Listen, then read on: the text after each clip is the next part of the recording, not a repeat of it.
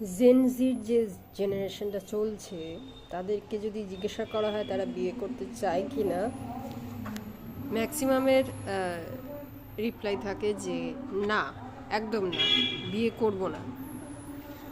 কিন্তু কেন? সানডে ক্লাসিফাইডগুলো যদি আপনারা দেখেন, পাত্রপাত্রীর বিজ্ঞাপনে 100টা বিজ্ঞাপন থাকলে 90টাই ডিভোর্সিদের বিজ্ঞাপন। কেন? এই জন্যই কি তারা না বলে? বিয়েটা সত্যি কথা বলতে গেলে এখনকার দিনে একটা ভয়ের পর্যায়ে চলে এসেছে। সবাই ভয় পায় বিয়ে করতে। কিন্তু কেন? শুধুমাত্র শ্বশুরবাড়ি খারাপ এটা বললে তো মানা যায় না, কারণ এক হাতে তালি বাজে না।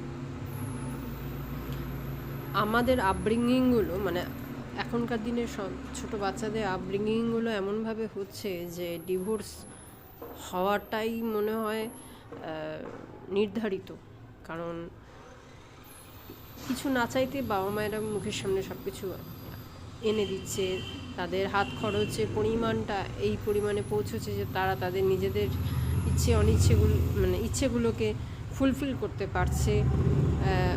অত্যন্ত অল্প বয়সে অনেক কিছু পেয়ে যাচ্ছে বলে হয়তো বিয়ের পরে যে অ্যাডজাস্টমেন্ট বা কম্প্রোমাইজ এই বিষয়গুলো চলে আসে শ্বশুরবাড়িতে গিয়ে, সেখানে কোথাও যেন একটা বাধার সম্মুখীন হচ্ছে দুই তরফ থেকে, ছেলে বা মেয়েরা।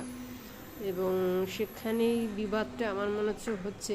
কারণ আমার টাকা আছে, আমার বাবা মার টাকা আছে, বাবা মা যদি শেখায় যে তোমার কোনো অভাব নেই, তোমার বাবার টাকা আছে, আমার টাকা আছে, তাহলে সেই ছেলে মেয়ে কোনোদিনও আমার মনে হয় না নিজের রোজগার করার ইচ্ছেটা তার মধ্যে সেভাবে তৈরি হবে, বা হলে পরেও তার কোনো ভয় ডর থাকবে না। কি হয়েছে, আমার টাকা আছে, আমার বাবা মার টাকা আছে, আমার তো কোনো অভাব হবে না কোনো দিনও।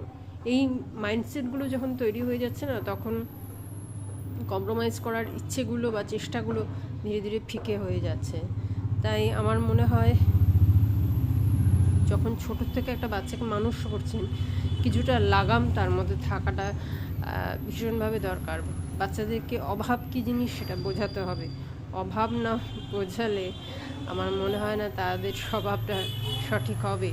তাহলে হয়তো এই ডিভোর্সের মাত্রাটাকেও আটকানো যাবে এবং জেনারেশন বিয়ের প্রতি ইন্টারেস্ট দেখাবে। আমি বলছি না বিয়ে করতেই হবে, সেটা একান্তই পার্সোনাল চয়েস, কিন্তু যে হারে সবাই না করছে বা ডিভোর্সের মাত্রাটা যে হারে পৌঁছচ্ছে, আমার মনে হয় এই বিষয়গুলো অবশ্যই ভাবা দরকার।